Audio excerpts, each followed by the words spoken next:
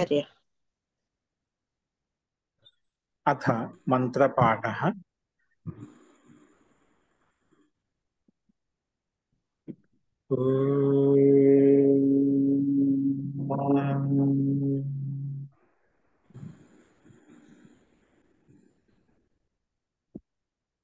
सहनां भवतु सहनौ भुनक्तु सह वीर्यं करवावहै तेजस्विनावधीतमस्तु मा विद्विषावहै।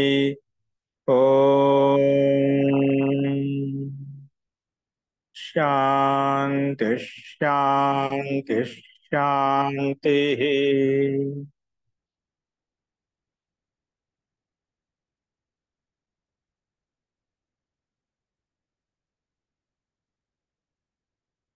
సర్వేభ్యో నమః. అందరికీ నమస్కారం అండి. మనము అష్టాధ్యాయ క్రమ పాఠంలో 5వ అధ్యాయంలో 3వ పాదం చూస్తున్నాము. అందులో నిన్న 77వ సూత్రం వరకు మనం చూశాము. నీతౌచ తద్యుక్తాత్. ఈరోజు 78వ సూత్రం చూద్దామండి. నిన్న చెప్పిన పాఠంలో ఎవరికైనా ఏమైనా సందేహాలు ఉన్నాయా?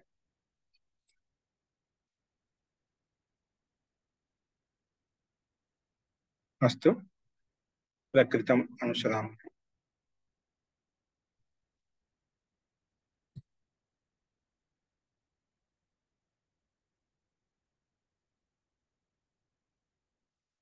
బహువచో మనుష్య నామ్నష్టజ్వ.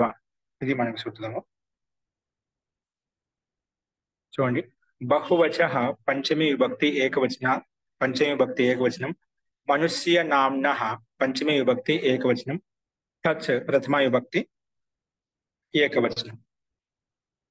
వా అవ్యయపదం. సమాసం వచ్చేసి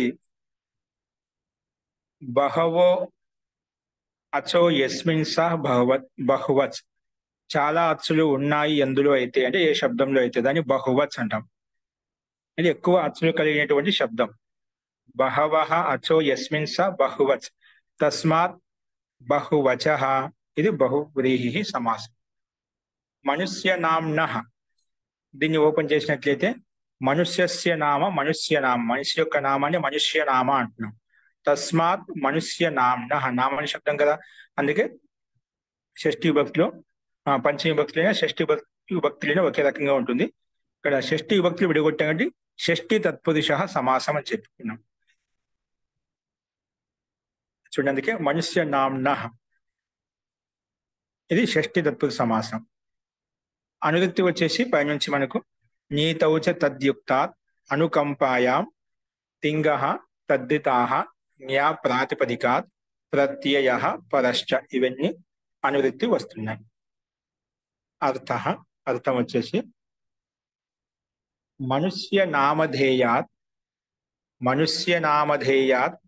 బహువచః ప్రాతిపదికాత్ అనుకంపాయాం నీతౌ చ తద్యుక్తాత్ టచ్ ప్రత్యయో భవతి.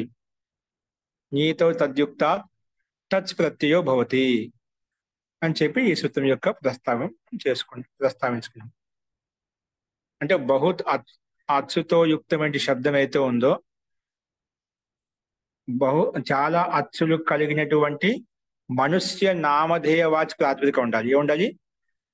మనుష్య నామధేయాత్ బహువచనం. అంటే మనుష్య పేరుతో యుక్తమైనటువంటి ఆ మనుష్య పేరే ఉండాలి, అందులో చాలా అచ్చులు ఉండాలి. అటువంటి పేరు రామాన్య 2 అక్షరాలు 2 అచ్చులు ఉన్నాయన్నమాట.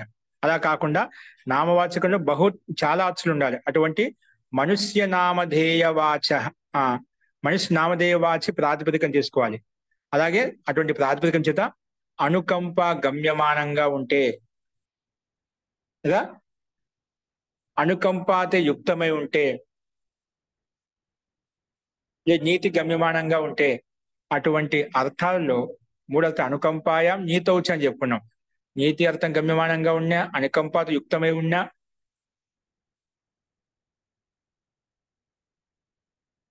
అలాగే ఇలాంటి అర్థాలు విద్యమానంగా ఉంటేనా మనకు మన ప్రకృతి సూత్రం ప్రకారంగా టచ్ ప్రత్యయం వస్తుంది. అందుకే మనుష్య నామధేయాత్ బహువచ ప్రాతిపదికాత్ అనుకంపాయాం నీతౌచ, అనుకంపార్థంలో నీతర్థంలో ఆ టచ్ ప్రత్యయం వస్తుంది అని చెప్పి ఈ సూత్రం ద్వారా ప్రస్తావించుకున్నాం. అలాగే తద్యుక్తాత్ నీతౌచ తద్యుక్తాత్ టచ్ ప్రత్యయం వా భవతి వికల్పంగా వస్తుందంట. నిత్యం రాదు, గమ్యమానం అంటే వికల్పంగా టచ్ ప్రత్యయం వస్తుంది. కాబట్టి పక్షంలో రాని పక్షంలో సామాన్యంగా కా ప్రత్యయం వస్తుంది అన్నమాట. అందుకే టచ్ వచ్చినప్పుడు ఆ సమయంలో తాజా దావోద్భం ద్వితీయ డాచ్ అనే ఒక సూత్రం ఉంది. ఆ తర్వాత వస్తుంది మనకు 78వ సూత్రము. 78, 83. ఓకే. సో ఈ సూత్రం ప్రకారం దేవదత్త యజ్ఞదత్త కే ద్వితీయ అచ్. ఇప్పుడు యజ్ఞదత్త దేవదత్తాలు ద్వితీయ అచ్ ఏమవుతుంది? ద్వితీయ అచ్ అంటే దేవాలో వకారంలో అకారం, యజ్ఞదత్తాలు జ్ఞాలో ఉండే అకారం. ఇక్కడ యజ్ఞదత్త దేవదత్తలో ద్వితీయ అచ్ తర్వాత దత్త శబ్దం ఉంది. ఆ దత్త శబ్దానికి లోపం చేస్తే దేవక దేవా ప్లస్ మనకి ఇక్కడ దత్తభావం లోపిస్తున్నాం. ఇక్కడ టచ్ ప్రత్యయం వచ్చింది కదా. మామూలుగా దేవదత్త శబ్దం చేత యజ్ఞదత్త శబ్దం చేత ఏం ప్రత్యయాలు వచ్చాయి? మనకు టచ్ ప్రత్యయం వచ్చింది మన ప్రకృతి సూత్రం ప్రకారంగా. ఆ టచ్ ప్రత్యయం రాగానే టచ్ కనుమతి లోపం చేస్తే ఏమవుతుంది? ఠా మిగులుతుంది అన్నమాట. ఆ ఠా స్థానంలో టస్ ఏక ఇక ఆదేశం వస్తుంది. దేవదత్త ఇక. ఈ స్థితిలో ఏమొస్తుంది? తాజాదావుధ్వం ద్వితీయ అనే సూత్రం ప్రకారంగా, సూత్రార్థానుసారంగా దేవదత్త యజ్ఞదత్త అనే శబ్దంలో రెండవ అచ్చు తర్వాత ఉన్నటువంటి భాగం ఏదైతే ఉందో, దత్త భాగం ఏదైతే ఉందో అది లోపిస్తుంది. లోపిస్తే మొత్తం దేవా మిగులుతుంది, యజ్ఞ మిగులుతుంది అన్నమాట. దేవా దత్తలో దత్త శబ్దం వెళ్ళిపోతే దేవా ఇక, యజ్ఞదత్తాలు దత్త శబ్దం వెళ్ళిపోతే యజ్ఞ ఇక, కలిపితే దేవా ప్లస్ ఇక, దేవా ప్లస్ ఇక.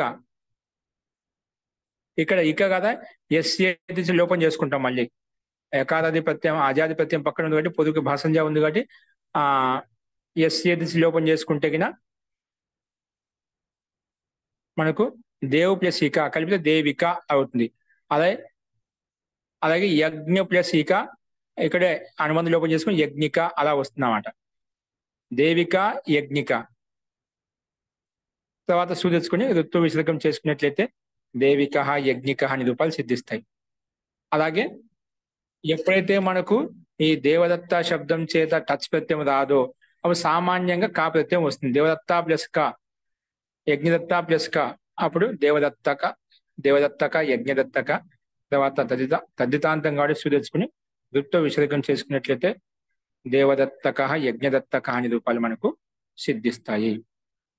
అదేవిధంగా ఇక్కడ ఇచ్చారంట దేవ ఇక యజ్ఞ ఇక ఎస్సేది లోపం చేసుకుని దేవిక యజ్ఞిక. అనుకంపాయుక్త దేవదత్త, అనుకంపాతో యుక్తుడైన దేవదత్తుడు.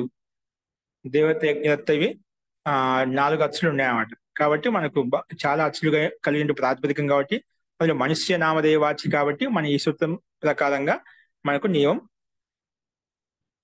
అన్ని రకాల కండిషన్స్ ఉన్నాయి కాబట్టి మనకు టచ్ ప్రత్యయం వికల్పంగా చేసుకున్నట్లయితే ఈ రకంగా రూపాలు సిద్ధించాయి.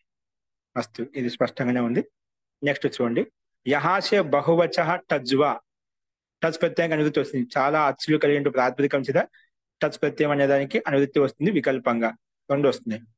ఇది 80 సూత్రం వరకు వస్తుంది. 5, 3, 80 తక్.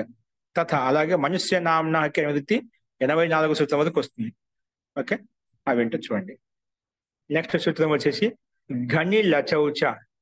ఘని లచౌచ. ఘని లచౌ ప్రథమ విభక్తి ద్వివచనం.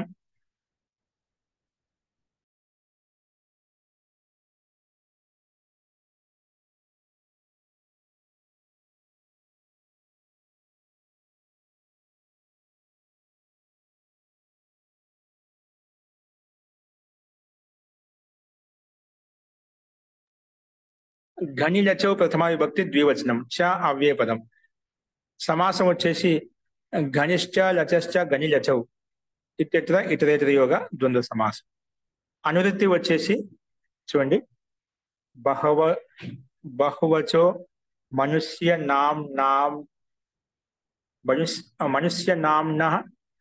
నామ్న తజ్వ.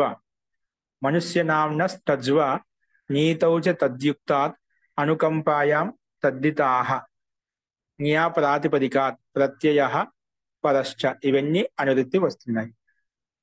అర్థః బహువచో మనుష్య నామధేయాత్ ప్రాతిపదికాత్ అనుకంపాయాం తద్యుక్తాత్ నీతౌ చ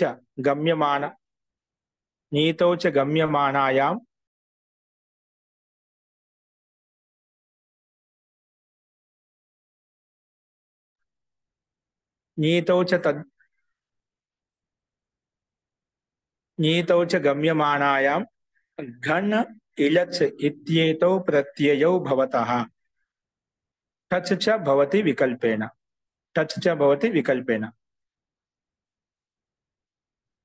చూడు ఇక్కడ కూడా బహువచో మనుష్య నామధేయా ప్రతిపదికాయం, చాలా అచ్చులు కలిగినటువంటి మనుష్య నామధేయ వాచి ప్రాతిపదికం చేత అనుకంపాయాం తద్యుక్తాత్, అనుకంపాయుక్తమైనటువంటి అర్థంలో అనుకంపాయం తద్యుక్తాన్ నీతౌచ.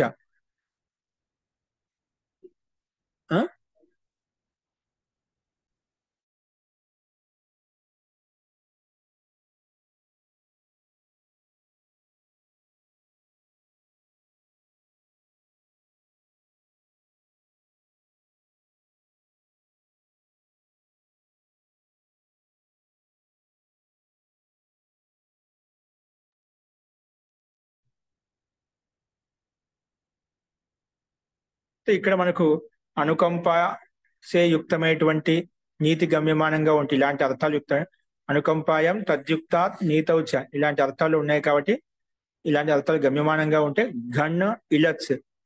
ఘన్ ఇలచ్ ఇత్యేతౌ ప్రత్యయౌ భవతః, ఈ రెండు ప్రత్యయాలు వస్తాయి.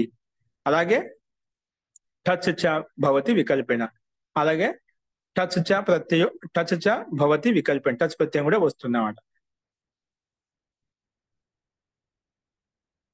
ఎందుకంటే సూత్రంలో టచ్ చ అని చెప్పుకున్నాం కదా, అది మనకి ఇక్కడ కనిపిస్తుంది అన్నమాట.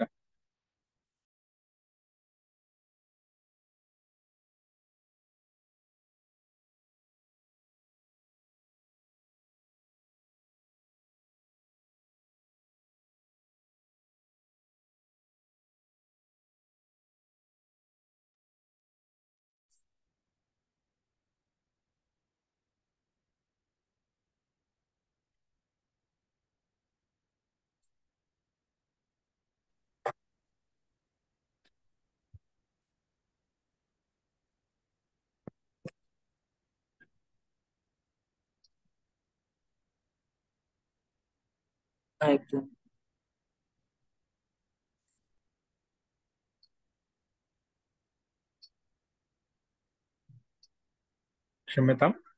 చూడండి, సో బహువచో మనుష్య నామధేయాత్ ప్రాతిపదికాత్ అనుకంపాయాం తద్యుక్తాన్ నీతో చ గమ్యమానాయాం ఘన ఇలచ్ ఇత్యేతో ప్రత్యయో భవతః టచ్ చ భవతి వికల్పేన. సో సూత్రార్థానుగుణంగానే మనకు ఉదాహరణ ఇచ్చారు ఒక్కోదానికి.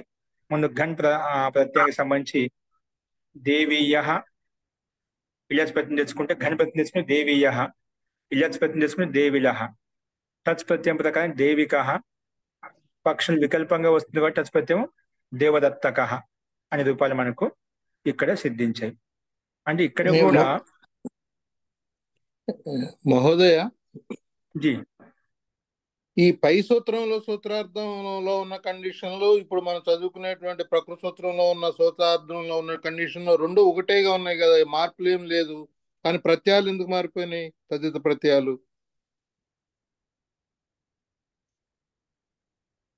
ప్రత్యయాలను బట్టి రూపాయలు తేడా వచ్చింది కదా. ప్రత్యయాల మార్పు ఎందుకు అంటే ప్రయోగాలు అలా ఉన్నాయన్నమాట. అర్థం అదే. అవి పై సూత్రంలో ఏమి కండిషన్లు అయితే ఉన్నాయో అన్ని యాజ్ ఇట్ ఈజ్ గా అవే ఉన్నాయి దీంట్లో కూడా. అవును, అందుకే ఇక్కడ గని లచౌచ అంతేకాదు, ఆ ప్రత్యయాలు ఒకటే కాదు, ఆ టచ్ ప్రత్యయం ఒకటే కాదు, ఇలచ్ ప్రత్యయం కూడా వస్తుంది. ఇంకా ఇప్పుడు అదే అక్కడే చెప్పొచ్చు కదా, ఆ సూత్రంలోనే ఈ రెండు ప్రత్యయాలు కూడా వస్తాయని చెప్పొచ్చు కదా, రెండు సేమ్ కండిషన్లు కదా.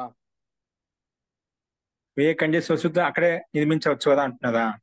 అక్కడ సూత్రార్థంలో ఉన్న కండిషన్లు ఇక్కడ సూత్రార్థంలో ఉన్న కండిషన్స్ సేమ్ టు సేమ్ గా ఉన్నాయి. అక్కడ తీసుకుంటే కొన్ని అనువృత్తి పదాలు ముందు తీసుకోవడంలో మళ్ళా కొన్ని చోట్ల తర్వాత సూత్రాలు ఉన్నాయి. ఇది ఒక సూత్రం ఒకటి మన లక్ష్యం కాదు కదా. ఆ సూత్రాలు లక్ష్యం పెట్టుకొని చూసినట్లయితే ఇవన్నీ మొత్తం అనువృత్తి కింద వచ్చేస్తాయి. అప్పుడు ఆ టచ్ ప్రత్యయం తీసుకోవాలి. అక్కడ టచ్ ప్రత్యయం మనకి ఇష్టం లేదు, గైన్లెస్ ప్రత్యయాలు ఇష్టం. ఈ వ్యాప్తి అనేది దాంట్లో తీసుకుంటే ఆ సూత్రానికి సంబంధించిన వ్యాప్తి లక్షణం మొత్తం ఖండిస్తామట. కొన్ని చోట్ల మనకు ఇక్కడ మనకి ఇది ఒక సూత్రం దృష్టిలో పెట్టుకొని మాట్లాడుతున్నాం. మహర్షి పాణినికి దృష్టిలో గణ ప్రత్యయ నిమిత్తం చేసుకుని ఇలత్ ప్రత్యయ నిమిత్తం ఏ ప్రత్యయాలు అక్కడ ఏ సందర్భాలు చెప్పారో అవి మనకు తెలియదు కదా, దృష్టిలో లేవు కదా. ఇప్పుడు ఇక్కడ ఆ దోషం వస్తున్నాను. ఇవన్నీ ప్రత్యయాలు మీరు అడిగినట్టుగా కాశికాలు శంకా సమానం కింద అడుగుతామంట. ఎందుకంటే దీన్ని కొన్ని ప్రత్యయాలు అక్కడే పడేసింటే అది ఇప్పుడు టచ్ గణిలచో ప్రత్యయో భవతః ప్రత్యయా భవంతి అంటే అక్కడే అయిపోయేది కదా, మనం అంతా రావాల్సిన అవసరం లేదు. కానీ కొన్ని చోట్ల వీటిని నిమిత్తం చేసుకొని భిన్న సందర్భాలు చెప్పబడ్డాయన్నమాట. అక్కడే పెట్టినట్టు ఆ కండిషన్ మొత్తం టచ్ ప్రత్యయం కూడా వస్తున్నాడు, అది ఇష్టం ఉండదు. దాని దృష్టిలో పెట్టుకొని ఇక్కడ సందర్భం మనకి దృష్టిలో పెట్టుకొని మాట్లాడుతున్నామాట. ఇచ్చారండి దీనిలో సిద్ధాంత కౌముదిలో ఒక వాక్యం ఇచ్చారండి, టగ్రహణ ముఖో ద్వితీయత్వే కా విధానార్థం అని ఇచ్చారండి. రీజన్ లేకుండా ఏది ఉండదండి. అది పుత్రోత్సవం అన్యంత వైయాకరణ అని చెప్పి ఒక అక్షరం తగ్గించుకుని సంతోషపడేది పెద్ద సుఖాసి వాళ్ళు. ఉన్నాయి సిద్ధాంతాలు ఉన్నాయి, అవన్నీ మనకు ప్రతిదింపుదు. అదే ప్రశ్న సమాధానం కూడా ఖచ్చితంగా అడుగుతాడు. అలా 10 మంది టీకాకారులు కాశీగా మనం చదువుకుంటాము, వాళ్ళు అదే అంటారు. మన 10 మంది ఎందుకంటే ఇదంతా పెద్ద ప్రాణాయం చేశావు, అక్కడ పెట్టి సరిపోదా, పెట్టి చూడని అక్కడేంటి సమానం చెప్తా ఉంటాడు అనమాట. అప్పుడు దానికి పక్క పోవడానికి ఏం ఉండదు అనమాట, కదలడానికి కూడా ఏం ఉండదు అనమాట. ఇక్కడ కదులుతున్నావు నువ్వు, ఆడ కదలడానికి కూడా ఆ కట్టి పడేస్తాడు అనమాట. అప్పుడు ఏం మాట్లాడుకున్నావు, ఇదే దాన్ని పోల్చి ఇదే కరెక్టే, కనీసం 2 సూత్రాలతో పని అయిపోయింది, అక్కడ 4 సూత్రాలు బట్టి పట్టాల్సి వస్తుంది నాకు. అప్పుడు మనం పక్క తప్పుకుంటాం అనమాట. చాలా మంది మేము చదువుకున్న రోజులు మా ఆచార్యులు చెప్పేవారు, ఎందుకని ఇప్పుడు మనం అడిగినట్టుగా మీరు అడిగినట్టుగా చాలా మంది ఎందుకని ఇంత పెద్ద పుస్తకం మహర్షి పాణిని సూత్రాలు అవన్నీ ఉదాహరణ ఇక్కడే ఒక చోట పెట్టుకోవచ్చు అని చదివిపోతాయి. సో నువ్వు అది పెట్టి చూడు, తయారు చేయ పుస్తకం సొంతంగా రాయొచ్చు కదా, అలా చాలా ప్రయత్నాలు చేశారన్నమాట. కానీ వాళ్ళ దృష్టి ఎంత ఉంటే సూక్ష్మ దృష్టి కదా, అంటే సూక్ష్మ దృష్టి అంటే స్థూల దృష్టి, సూక్ష్మ స్థూల దృష్టి అన్నమాట. వాళ్ళకు కనిపించేటువంటి ప్రత్యయాలు సూత్రాలు మాత్రం చూసి దాన్ని దృష్టిలో పెట్టుకొని చెప్తామన్నమాట. కానీ కొంచెం ముందుకు వెళ్ళిపోయిన తర్వాత అన్ని ఎందుకంటే మహర్షి పాణిని యొక్క దృష్టికోణకి ఈ పుస్తకం కొరకే కాదు, సమస్త శబ్దావళిని తీసుకొని చెప్పామంట. నువ్వు ఏ వ్యాకరణం తీసుకున్నా కూడా అన్నిటికీ సమానం దీంట్లో ఉందామంట.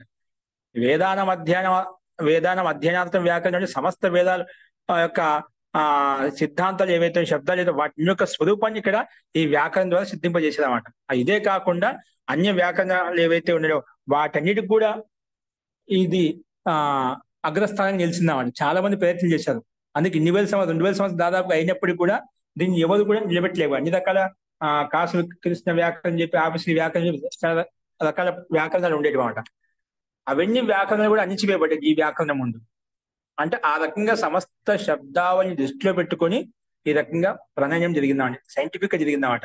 నువ్వు ఏది తీసుకుంటే దానికి సమాధానం ఉందామంట, సమస్యకు సమాధానం చెప్పామంట. నువ్వు ఈ రకంగా దాన్ని పోల్చి చెప్పుకుంటే దానికి ఇక్కడ సమస్య వస్తుంది, దానికి సమాధానం చెప్పడం కష్టం అవుతుంది. కానీ ఇలా చెప్పడమే ఇది కరెక్ట్. అంటే మన దీంట్లో ఇది ఇలా చేసింటే బాగుండని చెప్పి నీకు అనుమానానికి కూడా తావి వెళ్ళేది ఇక్కడ సూత్రాల్లో. ఏం చెప్పాము, ఇలా కూడా చేసుకుని అనుమానం పడతాం కదా, ఊహించుకోవడం, ఊహకు కూడా తావి వెళ్ళేది అనమాట. ఎక్కడైతే ఊహ కూడా వచ్చిందో ఊహలో కూడా అక్కడ వచ్చి పనిచేస్తాడు. అసలు ఊహకి అవకాశం లేదు. మన ఊహ అంటే కొన్ని చోట్ల సంభావన వ్యక్తం చేస్తాడు, సంభావన కూడా అవకాశం లేదన్నమాట. ఓకే, ఎక్కడ సంభావన ఉంటుందో నువ్వు ఒకవేళ ఇలా అనుకుంటామో, ఒకవేళ అలా అంటే దీనికి ఇలా సమాధానం ఈ శబ్దం వస్తుంది, ఇలాగ లేదంటే ఇది వికల్పంగా ఈ శబ్దం తీసుకోవచ్చు. సంభావన వ్యక్తమైన చోట ఇలా వికల్పాలు చూపిస్తుంటాయి అన్నమాట. కానీ ఆ రకమైన సూక్ష్మ దృష్టికోణంతో మహర్షి పాణి యొక్క సూత్ర ప్రణయనం జరిగిందన్నమాట. అయితే అనుమానానికి తావేడు, అవకాశానికి ప్రశ్నకు తావేడు అంట. అంత సూక్ష్మ దృష్టికోణంతో ఆయన యొక్క స్థితి ఇక్కడ చెప్పబడింది అన్నమాట. అవన్నీ మనకు సందర్భాన్ని బట్టి న్యాసపదం అని, అందుకే సంస్కృతం యొక్క అభ్యాసం బాగా చేస్తూ ఉండండి. తర్వాత మనకు అది అర్థం అవుతుంది, చెప్పుకుంటూ పోతాం. అంటే మనం బుద్ధి యొక్క వ్యాయామం, అంటే ఒక టీకాకారుల యొక్క ప్రయోగం అనేది వాళ్ళ దృష్టికోణం ఏ రకంగా ఒక శబ్దం విషయం ఇంత విచారించగలుగుతామా, ఒక శబ్దాన్ని ఇంతగాను ఏదంటే కదా, ఒక హార్ట్ పేషెంట్ కు దాన్ని ఆపరేషన్ చేసుకుంటూ పోతే మొత్తం ఎంత లోపలికి వెళ్ళగలుగుతా నసనాడుల్లోకి, అట్లాగా ఒక్కొక్క శబ్దం ఎంతైతే విడగొట్టగలుగుతామో అంత విడదీయమాట, ఎంతైతే యోజించగలుగుతాం అంత యోజించడం అన్నమాట. అంటే ఒక రకంగా శబ్దం యొక్క స్వరూపాన్ని పూర్తిగా లోతుగా అర్థ చింతన వరకు తీసుకుపోయి అక్కడ విచారణ చేయడం జరుగుతుంది అన్నమాట. అంటే అటువంటివన్నీ మనకు అక్కడ న్యాస్ పదమంజరిగా మనం అక్కడ ఒక ప్రాణాయామం చేయొచ్చు, మనం అక్కడ ఒక రకమైన ప్రయత్నం బాగా చేయొచ్చు అనమాట. కాబట్టి అవన్నీ మీకు దానికి కూడా అభ్యాసం చేస్తుంది. ఒకటే కాకుండా సాహిత్యం కూడా అభ్యాసం చేస్తుందండి. ఎందుకంటే తర్వాత మనకు అన్ని పుస్తకాలు సంస్కృతిలో ఉంటాయి, ఎక్కడైనా కొంచెం హిందీలో మనం చూసుకుంటున్నాం, అవి అర్థం చేసుకోవడానికి కొంచెం సంస్కృతం యొక్క అభ్యాసం ఉంటే ఇంకా బాగుంటుంది మనకి. ఓకేనా? అస్తు మహోదయ, అస్తు. నెక్స్ట్ చూడండి,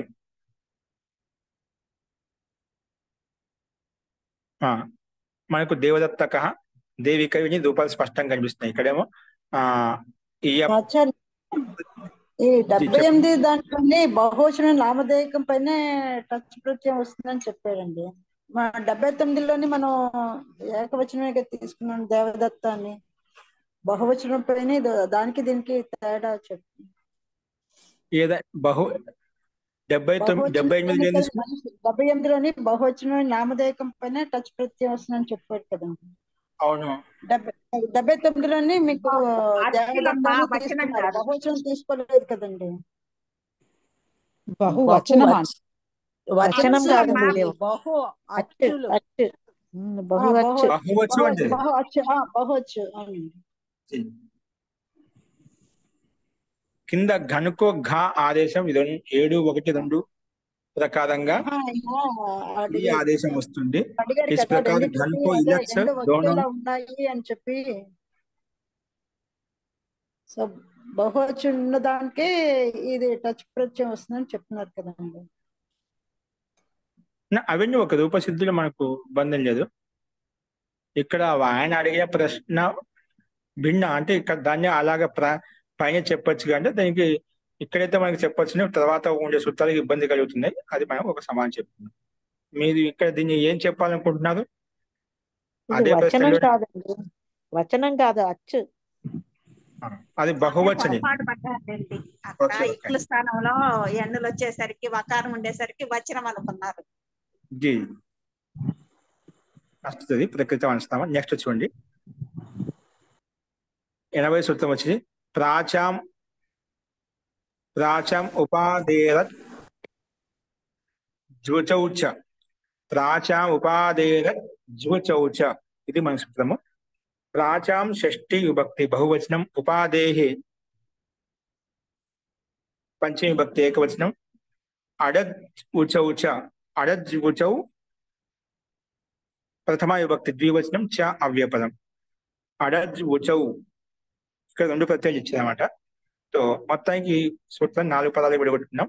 సమాసం వచ్చేసి ఉపాదేహి అనే శబ్దాన్ని ఓపెన్ చేసి చెప్తున్నారు ఇక్కడ. ఉప ఆదిరి యస్య స ఉపాధి, ఉప ఆదిరి యస్య స ఉపాధి, తస్మాత్ ఉపాదేహి. ఇది బహువ్రీహి సమాసం. అలాగే అడచుచ ఉచుచ, అడచౌ అడుచౌ, ఇది ఇతరేతర యోగ ద్వంద్వ సమాసం.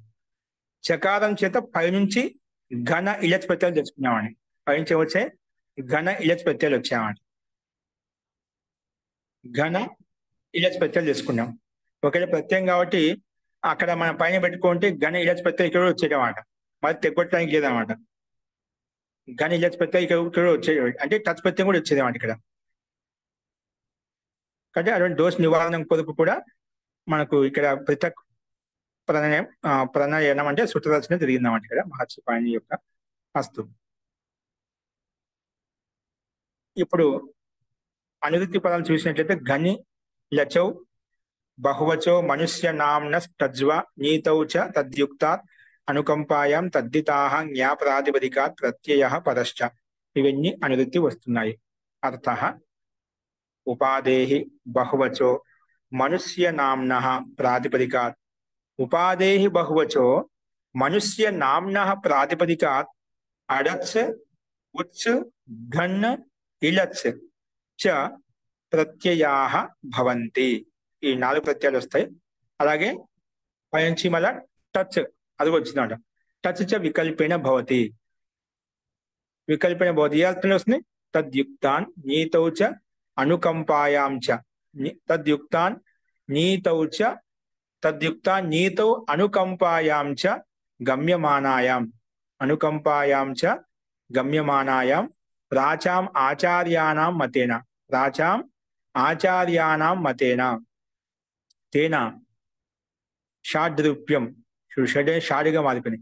తేన షాడ్రూప్యం సంపద్యతి. ఈ రకంగా 6 రూపాలు వస్తాయి ఇక్కడ. అవన్నీ తీసుకున్నట్లయితే 6 రూపాయలు ఇక్కడ వస్తున్నాయి. అంటే ఉపశబ్ద ఆదిలో ఉన్నటువంటి మనం ఏం చెప్పుకున్నాం కదా సమాసంలో, ఉప ఆది యస్య స ఉపాధి తస్మాత్ ఉపాధేహి. ఉపశబ్దము ఆదిలో ఉంది ఏ శబ్దానికైతే, స ఉపాధి అని చెప్పుకున్నాం. అంటే ఉపాధి శబ్దాలు ఆదిలో ఉండాలి ఏ శబ్దాలు అయితే. తస్మాత్ ఉపాధేహి ఇది బహుళీ సమాసం. అది ఇక్కడ అంటున్నాడు. ఉపశబ్దం ఆదిలో ఉన్నటువంటి చాలా అచ్చులు కలిగినటువంటి మనుష్య నామధేయవాచి. అది మనుష్య నామధేయవాచి ఉండాలి, అది చాలా అచ్చులు ఉండాలి. అది ఉపశబ్దం ఆదితో యుక్తమై ఉండాలి. అంటే ఉపశబ్దం ఆదిలో ఉన్నటువంటి మనుష్య నామధేయవాచి బహువచ్ చాలా అచ్చులు కన్నా మనుష్య నామధేయవాచి ఉండాలి. అటువంటి ప్రాతిపదికం చేత నీతి అర్థంలో మరి అనుకంప గమ్యమాన అనుకంప అర్థం గమ్యమానంగా ఉన్నప్పుడు, నీతి అర్థం గమ్యమానంగా ఉన్నప్పుడు అడచ్ ఉత్సు 2 ప్రత్యయాలు వస్తున్నాయి. అలాగే ఘన్న పైంచి నిరుక్తి ప్రకారంగా ఇలచ్ ఈ 2 ప్రత్యయాలు వస్తున్నాయి. మొత్తం 4 అయిపోయాయి. అలాగే టచ్ కూడా వస్తుంది కదా పైంచి. టచ్ ప్రత్యయం వికల్పంగా వస్తుంది అన్నమాట. టచ్ ప్రతి వికల్పంగా వస్తుంది. సో ఇక్కడ గన్ ఇలచ్ ప్రతి నిత్యంగా వస్తున్నాయి. అక్కడ ఏంటి వికల్పం చూడాల్సి వచ్చింది. ఇంకో సమాధం ఏంటంటే అక్కడ మీరు సోమనాథ్ గారు అడిగిన ప్రకారంగా అక్కడ నిత్యంగా వస్తుంది, అక్కడ వికల్పంగా వస్తుంది. ఇక్కడ గన్ ఇలచ్ ప్రత్యయాలు వికల్పంగా వస్తున్నాయి మనకు. ఇది కూడా వికల్పం వచ్చింది. ఓకే అండి. సో వికల్పంగా వచ్చిందన్నమాట ఇక్కడ. సో టచ్ ప్రతి వికల్పంగా వస్తుంది కాబట్టి ఇక్కడ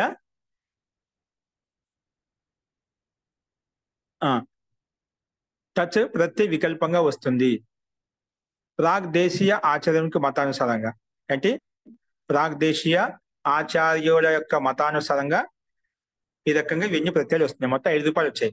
టచ్ ప్రతి వికల్పంగా అంటున్నాం కాబట్టి ఆ పక్షంలో ఒక వికల్పక్షం సామాన్య ఏ ప్రత్యయం ప్రాప్తం అది వస్తుంది కాబట్టి మొత్తం 6 రూపాయలు ఇక్కడ మనకు సిద్ధిస్తాయి అన్నమాట. అందుకే ఉపేంద్ర దత్త అనేది ఏదైనా ఒక పురుషుని యొక్క పేరు అన్నాడు. ఉపేంద్ర దత్త, ఉపేంద్ర పేరు సామాన్యంగా చూస్తున్నాం. దాంట్లో దత్త శబ్దం యాడ్ చేసాం. ఉపేంద్ర దత్త ఏదో ఒక పురుషుని యొక్క పేరు అనమాట. ఆ శబ్దం చేత ఉపేంద్ర దత్త అనే శబ్దం చేత అనే ప్రాతిపదికం చేత చాలా అచ్చులతో యుక్తమై ఉంది. ఉపశబ్దం ఆదిలో ఉంది. మన ప్రకృతి ఏం చెప్తుంది? ఉపశబ్దం ఆదిలో ఉండాలి, అది మనుష్య నామధేయవాచి ఉండాలి. ఆ మనుష్య నామధేయవాచి చాలా అచ్చులతో కలిగి ఉండాలి. అందుకే ఉప ప్లస్ ఇంద్రదత్త, ఉప ప్లస్ ఇంద్రదత్త కలిపితే ఉపేంద్ర దత్త అయిపోయింది. అందుకే అనేక అచ్చులు ఉన్నాయి. ఉపశబ్దం ఆదిలో ఉంది.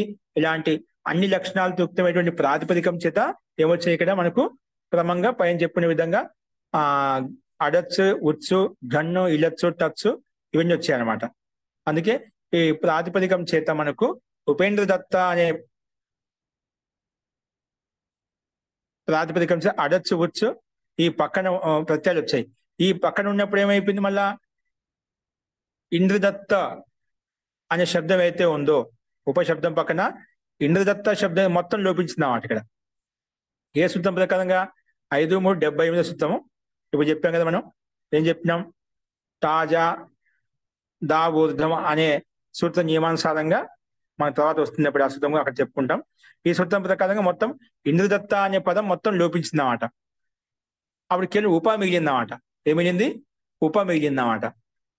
ఉప పక్కన అడచ్ ప్రత్యయం, అడచ్ ప్రత్యయానికి అనుమతి లోపం చేస్తే అడ మిగిలిందన్నమాట. అడచ్గా అడ మిగిలింది. ఉప అడ ఇలా ఉందన్నమాట. ఈ స్థితిలో మళ్ళీ అడ అజాది ప్రత్యయం కాబట్టి ఉపలో ఉండేటువంటి ఆకారం లోపిస్తుందన్నమాట. లోపిస్తే ఉప్పు హలంతం మిగులుతుంది. ఉప్పు హలంతానికి అడ కలుపుకుంటే ఉపడ అలా వస్తుందన్నమాట. ఉపడ తర్వాత సు తెచ్చుకొని ఋత్తో విసర్గం చేసుకున్నట్లయితే ఉపడహ అలా రూపం వస్తుంది. అలాగే ఉపేంద్ర దత్త శబ్దంతో ఉత్పత్తిని తెచ్చుకుంటాం. ఉచ్చుకు అనుమతి లోపిస్తే ఊ మిగులుతుంది. తర్వాత మళ్ళా ఉప ఇంద్రదత్త కదా, ఇంద్రదత్త శబ్దానికి మనం తాజా దావుర్ధ్వం ప్రకారంగా ఇంద్రదత్త శబ్దం లోపిస్తుంది. అప్పటికెళ్ళి ఉప మిగులుతుంది. ఉప ఊ స్థానంలో యువోద నాకవు ప్రకారంగా అక ఆదేశం వస్తుంది క్రమంగా. యువోల నాకు అన అక, ఇక్కడ ఊ కాబట్టి అక వస్తుందన్నమాట. కాబట్టి ఉప ప్లస్ అక, మళ్ళీ ఇక్కడ కూడా ఆ ఎస్ఏది లోపం చేసుకుని ఉపక తర్వాత సు తెచ్చుకొని ఋతు విసర్గం చేసుకున్నట్లయితే ఉపకహ అనే రూపం సిద్ధిస్తుంది. ఉపడహ ఉపకహ ఇలాగో 2 రూపాయలు మనకు సిద్ధించాయి. అడస్ ప్రత్యయం వచ్చినప్పుడు ఉత్స్ ప్రత్యయం వచ్చినప్పుడు. ఘన ప్రత్యయం వచ్చినప్పుడు ఘన ప్రత్యయం ఘన కానుమతిలో ఘా మిగులుతుంది. ఆ ఘా స్థానంలో ఆయనేయి నీ యహ పాఢ ఖా ఛ ఘాం ప్రత్యయాదీనం అనే సూత్ర నియమానుసారంగా ఘా స్థానం ఈ ఆదేశం వస్తుంది. కాబట్టి ఇప్పుడు ఇంద్రదత్త శబ్దానికి లోపం పైన చెప్పిన విధంగా ఇప్పుడు చెప్పిన తాజా దావోద్యం ప్రకారంగా ఇంద్రదత్త శబ్దం లోపిస్తుంది. ఉప ఘా స్థానం ఈ ఆదేశం వచ్చింది. ఉప ఈయ ఇక్కడ ఎస్ఏ లోపం చేసుకుని ఉప ఈయ తర్వాత సు తెచ్చుకొని ఋతు విసర్గం చేసుకుంటాం. ఉప ఈయ. అలాగే ఇలా ప్రత్యయం నేర్చుకుంటే ఇలా మిగులుతుంది. ఉప ప్లస్ ఇలా ఇక్కడ మధ్యలో ఉండే ఇంద్రదత్త శబ్దం అక్కడ తాజా దావోద్యం ప్రకారం లోపిస్తుంది. ఉప ఇలా ఎస్ఏ లోపం చేసుకుని ఉపిల సు ఋతు విసర్గం ఉపిలహ. ఉపికహ ఉపికహ అనేది ఇక్కడ సామాన్యంగా కా ప్రత్యయం తెచ్చుకున్నామట. ఇక్కడ మధ్యలో ఇంద్రదత్త శబ్దం లోపించిన తర్వాత ఉప్పు ఇక్కడ టచ్ ప్రత్యయం కాబట్టి టచ్ కనుమ లోపించిస్తే టా మిగులుతుంది. టా స్థానం ఇక ఆదేశం వచ్చిందన్నమాట. ఇక ఆదేశం వచ్చిన తర్వాత ఉపలో ఉండేటువంటి ఆకారం లోపిస్తుంది. ఎస్ ఏ శబ్ద కాలంగా ఉప ప్లస్ అక ఉప ప్లస్ ఇక ఉపిక తర్వాత సు తెచ్చుకుని ఋతు విసర్గం చేసుకుంటాం. ఎప్పుడైతే టచ్ ప్రత్యయం వికల్పంగా వస్తుంది చెప్పామో అప్పుడు ఉపేంద్ర దత్తక అని వస్తుంది అన్నమాట. అక్కడ కా ప్రత్యయం వస్తుంది, అక్కడ ఉపేంద్ర దత్తక వచ్చింది. అంటే ఉపేంద్ర దత్తలో ఇక్కడ ఇంద్రదత్త శబ్దం లోపించలేదు తాజా దావోద్భం ప్రకారంగా. అందుకే పూర్తిగా ఉపేంద్ర దత్తక అలా వచ్చేసింది. అంతిమంలో సు తెచ్చుకుని ఋతు విసర్గం చేసుకున్నట్లయితే ఉపేంద్ర దత్తక అనే రూపంగా సిద్ధిస్తుంది. అస్తు రూపాలని కూడా మనకు స్పష్టంగా కనిపించాయి ఇక్కడ. నెక్స్ట్ చూడండి, జాతి నామ్న కన్. జాతి నామ్న పంచమీ విభక్తి ఏకవచనం, కన్ ప్రథమా విభక్తి ఏకవచనం. సమాసం వచ్చేసి జాతేర్ నామ జాతి నామ తస్మాత్ జాతి నామ్న. జాతేర్ నామ జాతి నామ తస్మాత్ జాతి నామ్న. ఇది షష్ఠీ తత్పురుష సమాస. అస్తు అనువృత్తి వచ్చేసి మనుష్య నామ్న నీతౌ చ తద్యుక్తాత్ అనుకంపాయాం తద్దితాః జ్ఞా ప్రాతిపదికాత్ ప్రత్యయః పరశ్చ. ఇవన్నీ అనువృత్తి వస్తున్నాయి. అర్థః మనుష్య నామధేయౌ యో జాతి శబ్దః. చూడండి, మనుష్య నామధేయవాచి శబ్దం అన్నమాట. మనుష్య నామధేయౌ యో జాతి శబ్దః అంటే మనుష్య నామదేవ జాతి శబ్దం అంటే మనుష్య జాతి పశు జాతి అంట కదా. మనుష్య నామధేయవాచి యో జాతి శబ్దః తస్మాత్ కన్ ప్రత్యయో భవతి. ఏ అర్థంలో వస్తుంది కన్ ప్రత్యయము? నీతౌ అనుకంపాయాం చ గమ్యమానాయాం. నీతి అర్థం, అనుకంపార్థం అలాంటి అర్థం గమ్యమానంగా ఉంటేనా అప్పుడు మనకు జాతి మనుష్య నామధేయవాచి జాతి శబ్దం చేత కన్ ప్రత్యయం వస్తుంది అని చెప్పి ఈ సూత్రం ప్రస్తావించింది. ఈ సూత్రం యొక్క అర్థం ప్రస్తావించుకుని చెప్పుకుంది. అందుకే వ్యాఘ్రకః సింహకః, व्याघ्रकः सिंहकः అంటే ఇక్కడ व्याघ्र सिंह जातिवाद शब्द होते हुए भी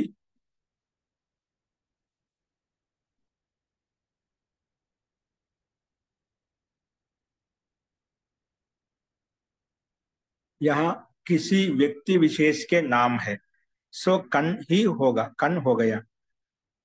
जातिवाची शब्द होते हुए भी, जातिवाची शब्द होते हुए भी यहाँ किसी व्यक्ति विशेष के नाम है, ఇక్కడ किसी व्यक्ति विशेष యొక్క పేరు, సో కన్ ప్రతి ఇక్కడ జాతివాచి శబ్దం అంటే కిసి వ్యక్తి విశేష కా అంటే వ్యాఘ్రసింహుడు అంటుంటామట. అంటే అలాగా ఉపమాలతో పోల్చి శబ్దం ఇక్కడ నామవాచక శబ్దం చెప్పబడింది అన్నమాట. కాబట్టి ఇక్కడ జాతి విశేషవాచి మనిషి నామదేవాచి శబ్దం కాబట్టి ఇక్కడ మనకు వ్యాఘ్రక అనుకంపిత వ్యాఘ్ర నామవాల పురుషుడు, అనుకంపితమైనటువంటి అనుగ్రహాన్ని పొందినటువంటి వ్యాఘ్ర అని పేరు గల పురుషుడు. సింహక సింహ అని పేరు గల పురుషుడు. నరసింహ నిరసింహ అంటుంటా కదా, అలాగా సింహక అని ఒక నామ మనిషి నామదేవాచి జాతివాచి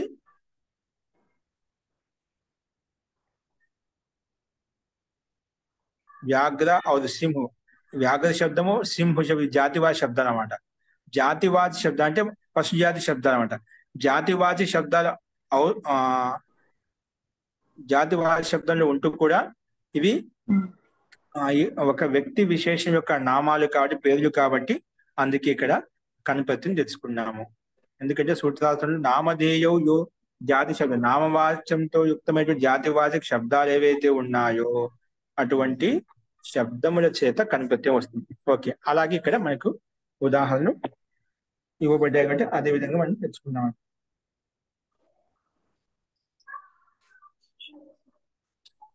అస్తు. అందుకే వ్యాఘ్రకః, సింహకః అనే రూపాలు మనకు ఇక్కడ కనిపిస్తున్నాయి. మహోదయ, అనుకంప అంటే ఏంటి మహోదయ? దయ? అనుకంప అంటే మన అనుకంప అంటే ఇక్కడ దయా అర్థంలో అనుకంపార్థం, అనుకంపిత దయనీయ పుత్రుడు, దయ కలిగిన వాడు, దయా అర్థం అనుకంప అంటే ఇక్కడ.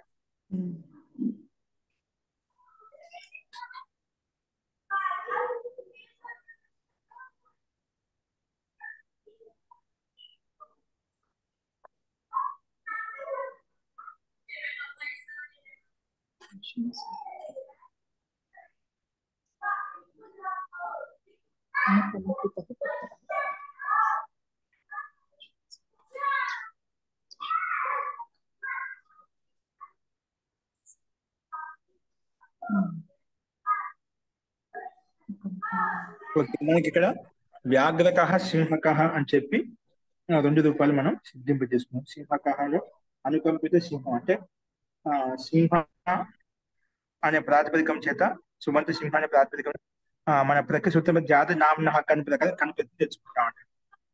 కనిపెత్తి తెచ్చుకుంటే కనుక కామి అవుతుంది, సింహక సింహక అయిపోయింది. అలాగే వ్యాఘ్ర కన్, వ్యాఘ్రక వ్యాఘ్రక అలా వచ్చి రూపాలు సిద్ధిస్తాయి. అలాగే ఎన్నైనా మనం తయారు చేసుకోవచ్చు. అనుకంపిత వ్యాఘ్ర నామం వల్ల పురుషుడు, అనుకంపిత సింహ నామం వల్ల పురుషుడు, సింహం అని పేరు గల పురుషుడు, పులి వ్యాఘ్ర అని పేరు గల పురుషుడు అని చెప్పి ఇక్కడ మనం తీసుకోవాలి. అస్తు. ఇది ఒక సూత్రం చూడండి.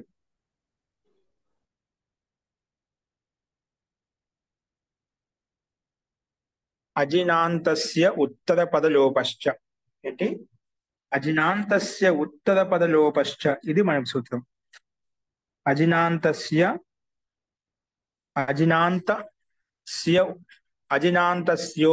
పదలోపశ్చ, ఇది మనకు సూత్రం ఈ రకంగా కనిపిస్తుంది. అస్తు. పద విభాగం వచ్చేసి అజినాంతస్య షష్ఠీ విభక్తి ఏకవచనం, ఉత్తర పదలోప ప్రథమ విభక్తి ఏకవచనం, చ అవ్యయపదం. సమాసం వచ్చేసి అజ్ఞ శబ్దో అంతే యస్య సహ అజినాంతః, అజ్ఞ శబ్దం అంతిమంలో ఉంది యస్య ఏ శబ్దానికైతే చ అజినాంతః అంటామట. తస్య అజినాంతస్య, ఇది బహువ్రీహి సమాసం.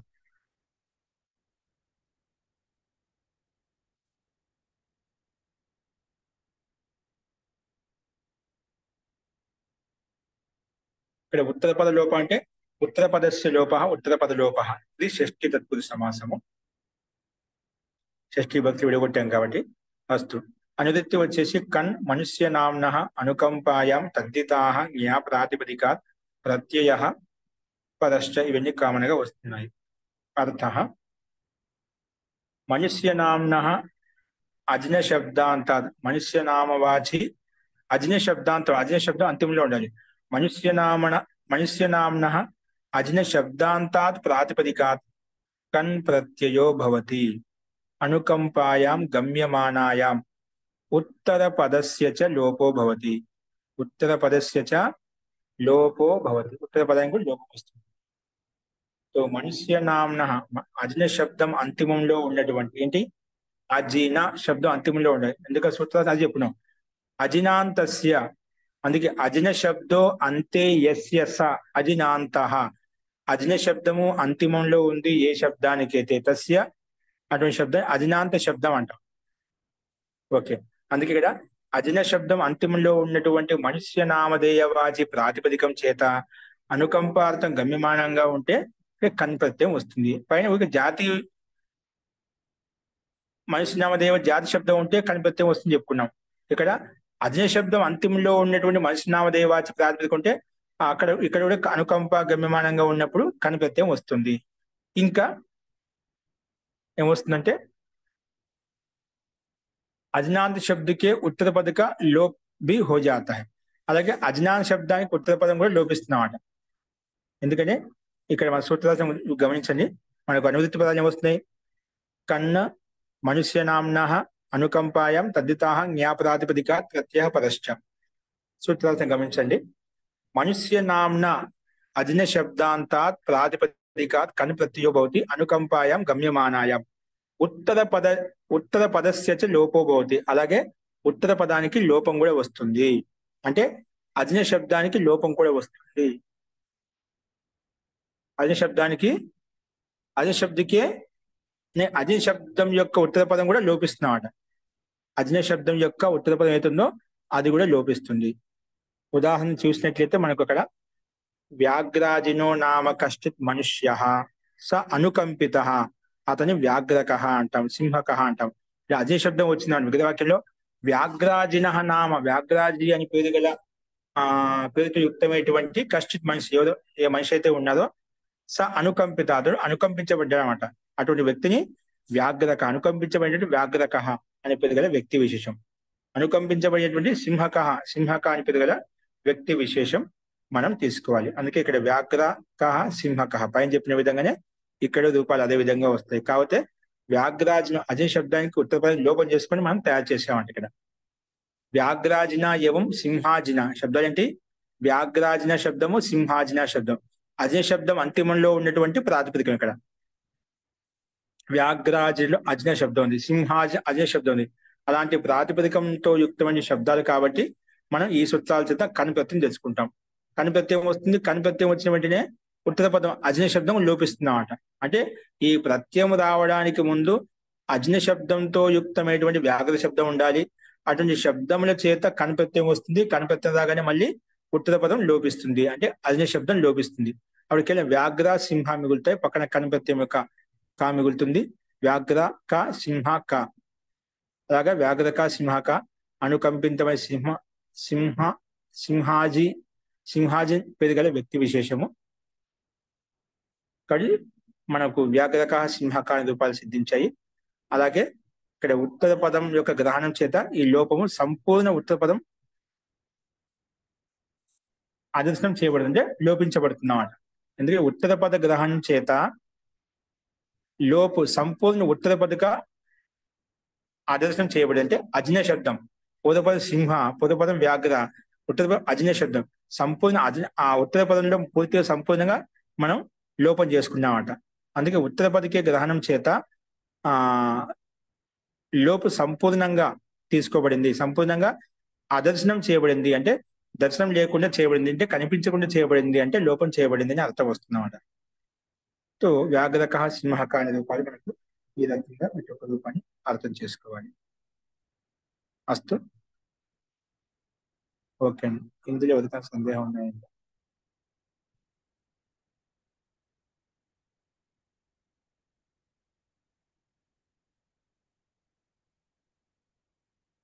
ఓకే, ఇది కూడా చూడండి. తాజా దావుద్ మనకు వచ్చింది కాబట్టి తాజా దావుద్వం ద్వితీయా దచ తాజాదౌ సప్తమి విభక్తి తాజాదావోర్ధ్వం ద్వితీయా దచ ద్వితీయ నుంచి మొదలుకొని అర్థం వస్తుంది. చూడండి పద విభాగము. తాజాదౌ సప్తమి విభక్తి ఏకవచనం, ఊర్ధ్వం ప్రథమ విభక్తి ఏకవచనం, ద్వితీయాత్ పంచమీ విభక్తి ఏకవచనం, అచహ పంచమీ విభక్తి ఏకవచనం. సమాసం వచ్చేసి అత్స్ ఆదిరి యస్య స అజాది. అత్స్ ఆదిలో ఉంది ఏ శబ్దానికి అయితే దాన్ని అజాది అంటాం. బహువ్రీహి సమాసం. తశ్చ అజాదిశ్చ తాజాది. తశ్చ అజాదిష్ట రెండు ఉన్నాయన్నమాట. తశ్చ అజాదిశ్చ తాజాది తస్మిన్ తాజాదౌ. ఇది సమాహార ద్వంద్వ సమాసం. అస్తు. ఇప్పుడు అనువృత్తి వచ్చేసి లోప తద్దితా జ్ఞాపరాతిపదికాత్ ప్రత్యయ పదశ్చ. ఇవన్నీ అనువృత్తి వస్తున్నాయి. అర్థ అస్మిన్ ప్రకరణే, ఈ ప్రకరణంలో మనకు అస్మిన్ ప్రకరణే యష్టః అజాదిశ్చ ప్రత్యయః తస్మిన్ పరతః ద్వితీయాదచః. చూడండి, అస్మిన్ ప్రకరణే యష్టః, అలాగే అజాదిశ్చ ప్రత్యయ అంటే యష్ట శబ్దం కానీ లేదా అజాది అంటే అచ్చాదిలో ఉండే ప్రత్యయం ఏదైనా కానీ. యష్టః అజాది ప్రత్యయశ్చ, అస్మిన్ ప్రకరణే యష్టః అజాదిశ్చ ప్రత్యయః తస్మిన్ పరతః, ఆ రెండు ప్రత్యయాలు పక్కన ఉంటేనా ద్వితీయాదచః, ద్వితీయాత్ అచః అంటే ద్వితీయాంత అంటే రెండవ అచ్చు, ద్వితీయాదచః ఊర్ధ్వం అంటే రెండవ అచ్చు నుంచి ముందు, ఆ రెండవ అచ్చు నుంచి ఉన్నటువంటి ముందు భాగం అయితే ఉందో ప్రాతిపదికానికి రెండవ అచ్చు నుంచి మొదలుకొని ఉన్నటువంటి ముందు భాగం అయితే ఉందో అదంతా కూడా ద్వితీయాదచః ఊర్ధ్వం అంటే ముందు ముందు. యత్ శబ్ద రూపం, ఏదైతే శబ్ద రూపం ఉందో తస్య లోపపోతే దానికి లోపం వస్తుంది, అది లోపించబడుతుంది అని ఈ సూత్రం ప్రస్తావించబడింది. అందుకే అనుకంపితో దేవదత్త దేవిక, అనుకంపితో దేవదత్త దేవిక. ఇక్కడ దేవదత్త అనే ప్రాతిపదికం చేత మనకి ఏం తెచ్చుకున్నాం, టచ్ ప్రత్యయం తెచ్చుకున్నాం. టచ్ ప్రత్యయం ఈక మిగిలిందన్నమాట. దేవదత్త ఈక. ఇక్కడ ఏంటి, అజాది ప్రత్యయం పక్కనే ఉంది. ఏం చెప్పుకున్నాం, అస్మిన్ ప్రకటన అజాది ప్రత్యయ తస్మిన్ పరతః, అది పక్కన ఉంటే ముందుండిన ప్రాతిపదికం ఏదైతే ఉందో ఆ ప్రాతిపదికం రెండవ వచ్చు నుంచి ఊర్ధ్వం, ద్వితీయాదచః ఊర్ధ్వం యత్ శబ్ద రూపం. అలాగే దేవదత్తలో దేవ అనేది రెండవచ్చు, ఆ రెండవ తర్వాత ఉండే భాగం దత్త, అది ఆ ఊర్ధ్వం యత్ శబ్ద రూపం, ఏది శబ్ద రూపం ఉందో దత్త రూపం, యజ్ఞదత్త దేవదత్త దత్త శబ్దం ఏదైతే ఉందో అది ఆ రెండవ వచ్చు కంటే అగ్రభాగం ముందు భాగం కంటే అది ఏమవుతుంది, తస్య లోపః భవతి, దాన్ని లోపిస్తుంది. దేవదత్త అనే పదంలో, యజదత్త అనే పదంలో రెండవ అచ్చు తర్వాత ఉన్నటువంటి అంశం, మిగిలిన అంశం ఏదైతే ఉందో అది లోపం చేయబడుతుంది. అందుకే ఉదాహరణకి అదేవిధంగా దేవిక, దేవా ప్లస్ ఇక దేవిక అయిపోయింది. ఎస్సీ లోపం చేసుకుని దేవిక తర్వాత సు తీసుకుని ఋతు విసర్గం చేసుకుంటాం. అలాగే అజాది ప్రత్యయంలో దేవీయ, ఇక్కడ మనం ఘన్ ప్రత్యయం తెచ్చుకుంటాం. ఏ ప్రత్యయం తెచ్చుకుంటాం, ఘని లచ వచ్చే ప్రకారంగా ఘన్ ప్రత్యయం తెచ్చుకుంటామంట. అందుకే దేవీయ. ఇలచ్ ప్రత్యయం తెచ్చుకుంటే దేవిలహ. ఉపడహ ఉపకహ. ఉపడ అంటే ఎలా వస్తుంది మనకు ఇప్పుడు చెప్పుకున్నాం. ఉపడహ అంటే ఎలా వచ్చింది, అడచ్ ఉత్స్.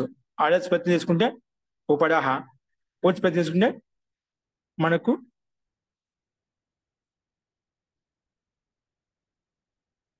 ఉపకహ. ఉచ్ ప్రత్యయానికి అక మిగులుతుంది కదా, అందుకే ఉపకహ వచ్చింది అన్నమాట. అలాగే ఉపీయ, ఉపీయ అనేది ఘన ప్రత్యయము, ఇలచ్ ప్రత్యయం ఉపిలహ, ఇలాగ వచ్చేసామట. ఉపడహ ఉపకహ ఉపీయ ఉపిలహ. అలాగే టా ప్రత్యయం వచ్చినప్పుడు ఉపికహ, టచ్ ప్రత్యయం ఇకాదశి ఉపికహ. ఈ రకంగా మనకు రూపాలు పైన చెప్పిన విధంగానే వచ్చాయి. కాకపోతే ఏంటంటే ఇక్కడ అజాది ప్రత్యయం కానీ ఎష్ట ప్రత్యయం కానీ ముందుంటేనా, ఇక్కడ ఏం చెప్పుకున్నాం, అజాది టా ప్రత్యయం. ఇక్కడ ఎష్ట ప్రత్యయం అంటే యహ్ ప్రత్యయం అంట. అస్మిన్ ప్రకరణ యహ ఠా ఎష్ట అంటే ఇక్కడ ఏంటి, యహ ఠా ప్రత్యయ. ఈ ప్రకరణంలో ఏదైతే ఠా ప్రత్యయం ఉందో ఎష్ట అంటే ఇక్కడ ఎష్ట ప్రత్యయం కదా, యహ ఠహ. ఏ ఠా ప్రత్యయం ఉందో లేదా అజాది ప్రత్యయం ఉందో, ఠా ప్రత్యయం కానీ అజాది ప్రత్యయం. అస్మిన్ ప్రకరణ యహ ఠా ప్రత్యయ, దాన్ని యష్ట అని చెప్పాం. అస్మిన్ ప్రకరణ యహ ఠా ప్రత్యయ లేదా అజాదిశ్చ ప్రత్యయ తస్మిన్ పరత, అవి రెండు పక్కన ఉంటేనా అప్పుడు రెండవ అచ్చు తర్వాత ఉండేటువంటి భాగం ఊర్ధ్వ భాగం అయితే ఉందో అది లోపిస్తుంది. అందుకే ఇక్కడ మనకు అన్ని చోట్ల రెండవ అచ్చు తర్వాత ఉండే పదాన్ని లోపించామట వీటన్నిటిలో కూడా.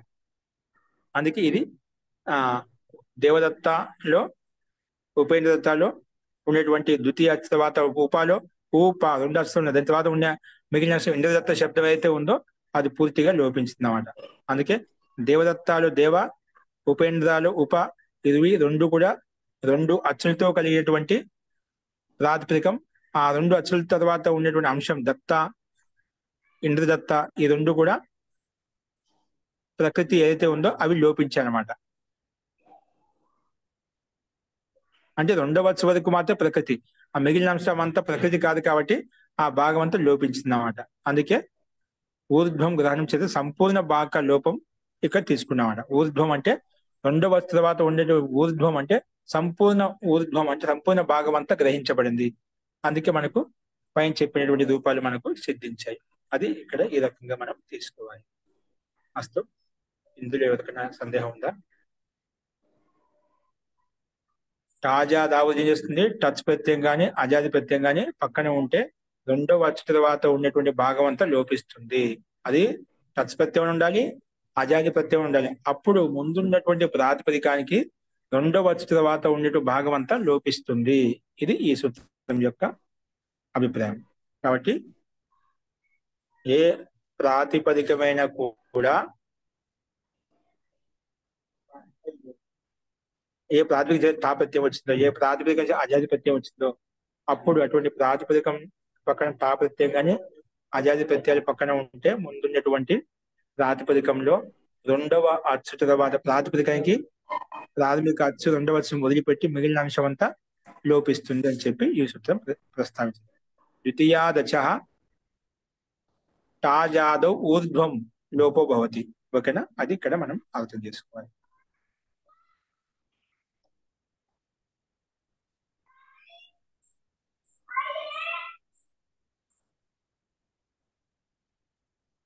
ఎందుకంటే లోపకి అనుగతి వస్తుంది, మనకు పైనుంచి లోప శబ్దానికి అనుగతి తెచ్చుకుంటామంట, అక్కడి నుంచి ఇక్కడ తీసుకోవాలి.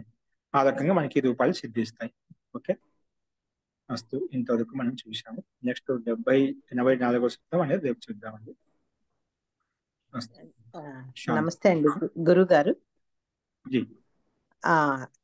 ఇదే ఈ విషయం స్త్రీ విషయంలో చెప్పాలంటే టాప్ వేసి చెప్పడమే, అంతే కదండి? టాప్ ఇప్పుడు టాప్ అకారాంతం కాబట్టి టాప్, అదంతం కాబట్టి ప్రాతిపదిక అదంత ప్రాతిపదిక కాబట్టి స్త్రీత్వ వివక్షలో టాప్ వేసుకొని చెప్పచ్చు. అర్థమైందండి గురువు గారు. ఎక్కడ ఏ సందర్భంలో చెప్తున్నాం? ఇప్పుడు మనం ఉపకహ అలా చెప్తున్నాం కదండి, ఉపక ఉపయ ఉపలహ అని చెప్తున్నాం కదండి. అలా అది ఒక అమ్మాయి పేరు ఉంది అనుకోండి, ప్రత్యయం ఉపిక వస్తుంది, అప్పుడు ఉపిక వస్తుంది. ఓకే అండి. అంటే ఆ పేరు కాదిక ఎలా వస్తుందో అక్కడ అకస్ ప్రత్యయం వచ్చేసి అలాగా ఉపిక అలా రూపం వస్తుంది అన్నమాట. ఇది వస్తుందండి. అర్థమైందండి. ఓకే, శాంతి పాఠ.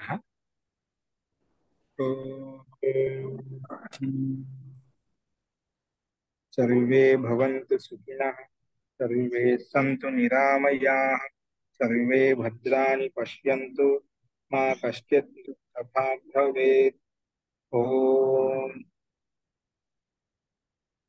శాంతి శాంతి శాంతి. సర్వేభ్యో నమః. అందరికీ నమస్కారం. నమస్తే మహోదయ, ధన్యవాదాలు. ధన్యవాదాలండి అందరికీ.